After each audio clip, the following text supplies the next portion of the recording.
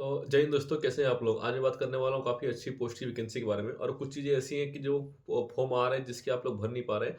तो मैं आपको ऐसी बात बताऊँगा ऐसी जानकारी दूँगा कि आप फॉर्म भरिए और इसमें आपका सिलेक्शन हो सकता है। आज मैं बात करने वाला हूँ एसएससी जीडी के बारे में, जो स्टाफ सिलेक्शन कमीशन के तहत इसकी वैकेंसी होती है। एसएससी जीडी की वैकेंसी इस साल बहुत कम आई है, करीब 25,000 के आसपास वैकेंसी आई हुई है।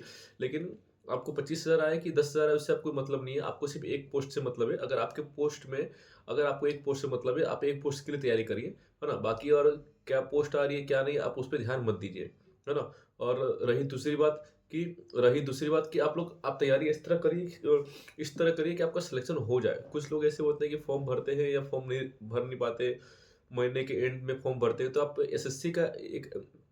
एसएससी का सर्वर जो है 5 दिन बाद या 8 दिन बाद उसका 8 दिन बाद यानी जो तारीख फिक्स दिया गया है, 1 महीने का तारीख मिलता है उसमें, तो उसमें मान लीजिए कि लास्ट के जो 8 दिन होते हैं उसमें आपका सर्वर काफ़ी नहीं चलता है एसएससी का।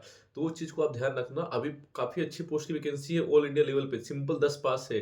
ये ऐसी नौकरी है कि आपको अगर सिंपल 10 पास से आपको लगते ही आपको 50 से 60,000 की पर मंथ की सैलरी देती है, एक सिंपल 10 पास में। तो काफ़ी अच्छी पोस्ट की नौकरी है। अगर आप इसमें जॉइनिंग होते हैं तो आपको 8 पोस्ट में जाने का मौका मिलेगा। पहले सीआईएसएफ हो गया, बीएसएफ हो गया, एसएसएफ हो गया, असम राइफल हो गया, उसके बाद में आईटीबीपी हो गया, उसके बाद एसएसबी हो गया और उसके बाद में एसएसबी के बाद में क्या बोलते हैं अपना ये सीआरपीएफ हो गया। तो ये काफ़ी अच्छी टोटल 8 पोस्ट की वैकेंसी है। ये पूरी जो है ये सेंट्रल गवर्नमेंट की नौकरी है और ये मिनिस्ट्री ऑफ होम अफेयर्स की तरह आती है, यानी गृह मंत्रालय की तरफ से आती है। इसका पूरा कंट्रोल गृह मंत्रालय करता है।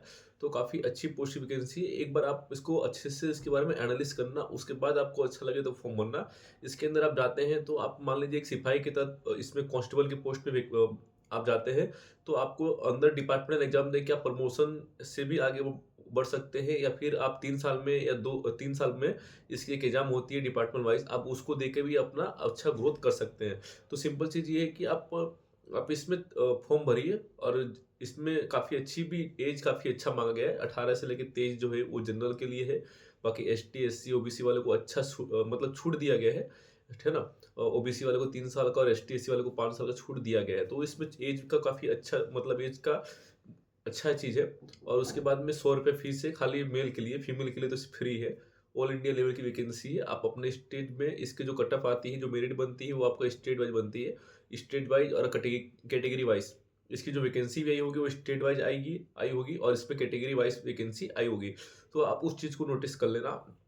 25,000 ऑल इंडिया के हिसाब से काफ़ी कम वैकेंसी है, लेकिन आपको सिर्फ़ एक पोस्ट से मतलब है। आपके स्टेट में कितनी वैकेंसी आई है, अगर 10 भी वैकेंसी आई तो आपको उससे कोई मतलब नहीं, आपको सिर्फ़ एक पोस्ट से मतलब है, वो आप ध्यान रखना। और आप इसमें फॉर्म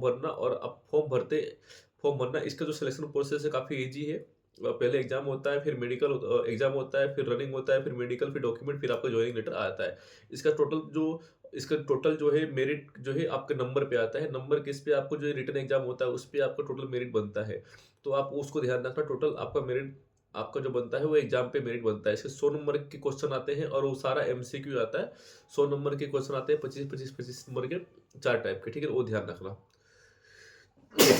तो तो आप वो चीज़ को ध्यान रखना और काफ़ी अच्छे से तैयारी करना। इसमें अगर आपको कुछ ऐसा लगता हो, कोई डाउट हो या फॉर्म अभी भी लास्ट 7 या 5 दिन बचा हुआ है, आप फॉर्म भर लेना, वरना आपका सर्वर डाउन हो जाएगा, फॉर्म नहीं भर पाएँगे। जो लोग बाकी हैं, आप वो लोग फॉर्म भर लेना, वरना फॉर्म नहीं भर पाएँगे, आपका सर्वर नहीं चल पाएगा।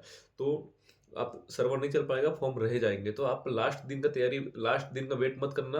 आप अगर जॉब करते हैं या कुछ भी करते हैं, आप सब कुछ छोड़ के आप इस भर्ती में इंटरेस्टेड हैं, तो सब कुछ छोड़ के पहले आप फॉर्म भरना, उसके बाद ही कुछ आप काम करना, वरना आपका लास्ट में फॉर्म रह जाएगा, फिर दिक्कत हो जाएगा, है ना? तो 5 कि और एग्ज़ाम 100 नंबर का होता है, फिजिकल में आपको सिर्फ़ 5 किलोमीटर रनिंग होती है, फिर नॉर्मल चेस्ट होता है और कुछ होता नहीं है। फिर आप उसको क्वालीफाई करते हैं तो आपका मेडिकल हो जाएगा, मेडिकल भी नॉर्मल होता है ना? इतना कोई टफ नहीं होता है, आर्मी के जैसा मेडिकल नहीं होता है, मेडिकल थोड़ा नॉर्मल ही होता है। उसके बाद आपका जो है डॉक्यूमेंट होगा, फिर आपका फाइनल सिलेक्शन होगा, है ना?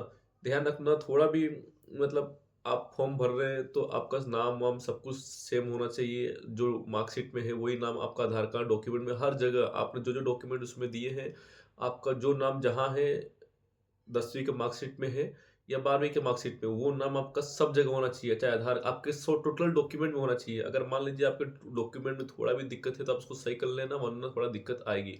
अभी मौका है आपके पास, सही कर लेना, एंड में आपको कोई मौका नहीं मिलता है, आप डॉक्यूमेंट में बाहर हो जाएँगे। तो आप देख लेना जो जो नाम से आपने फॉर्म भरा है, अगर उसमें मिसमैच है तो वही नाम रखना आप, वही नाम एंड तक आपका होना चाहिए। जो डॉक्यूमेंट में नाम है वही नाम आपका एंड तक होना चाहिए, है ना?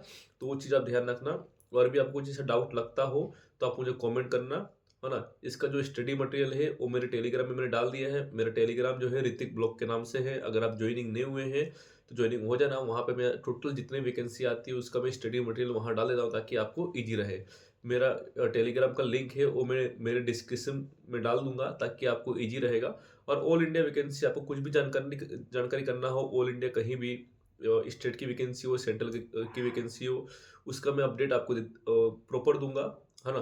प्रॉपर अपडेट दूँगा, चाहे कोई अपडेट जानना हो आपको, एडमिट कार्ड जानना हो किसी का, फिजिकल का भी वो जानना हो, टोटल मैं पूरा अपडेट दूँगा।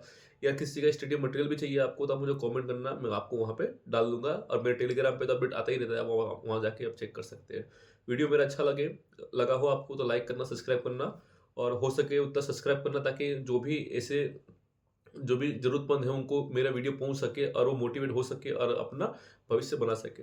जय हिंद।